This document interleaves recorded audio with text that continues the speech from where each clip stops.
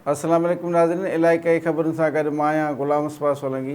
नाज़रीन, नौशहरो फ़िरोज़ में कंडियारो जे रहवासी फ़क़ीर असदुल्ला इस्बाणी ज़मीन ते कब्ज़े ख़िलाफ़ एहतिजाज कयो आहे। संदसि चवणो हो त दह खेरे दौरो में मुंहिंजी 40 एकड़ ज़मीन ते बासर हथियारबंदनि कब्ज़ो करे वरितो आहे, जंहिंजी शिकायत DC नौशहरो फ़िरोज़ समेत ॿियनि आला अमलदारनि खे ॾिनी, पर इंतिज़ामिया कब्ज़ो ख़तमु करण लाइ तयारु न आहे। हिन आला इख़्तियारनि खां मुतालबो कयो त ज़मीन तां कब्ज़ो ख़तमु कराए इंसाफ़ फ़राहम कयो वञे।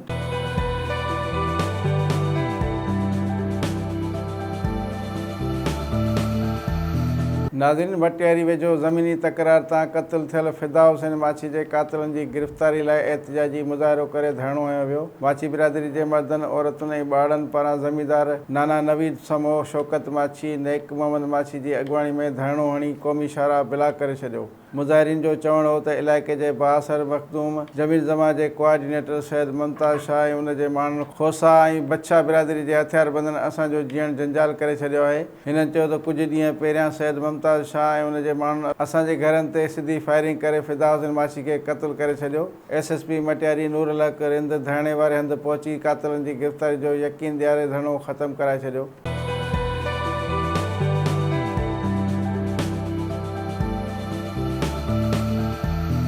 नाज़रीन, लाड़काणे में सहाफ़ी AD अब्बासी जे घर मां थियल चोरी वारे मामले जो SSP पारां नोटिस वठण बावजूदि हटड़ी ग़ुलाम शाह पुलिस कख भञी बीणो न कयो। हटड़ी ग़ुलाम शाह ॻोठ में सहाफ़ी AD अब्बासी जे बंदि पियल जॻह में रखियल लखें रुपयनि जो सामान, भाण जूं 12 बोरियूं, मिशिन जे तेल जा 20 लीटरनि जा 5 गैलन, ट्रैक्टर जो हर, ट्यूबवेल, बोरिंग जो पखो चोरी करण बैदि जॻह ते गैरकानूनी तौर ते कब्ज़ो करे वरितो आहे। हिन आला इख़्तियारनि खां मुतालबो कयो त जॻह मां चोरी थियल सामान वापसि कराए जवाबदारनि खे गिरफ़्तार करे सहाफ़ियुनि खे तहफ़्फ़ुज़ फ़राहम कयो वञे।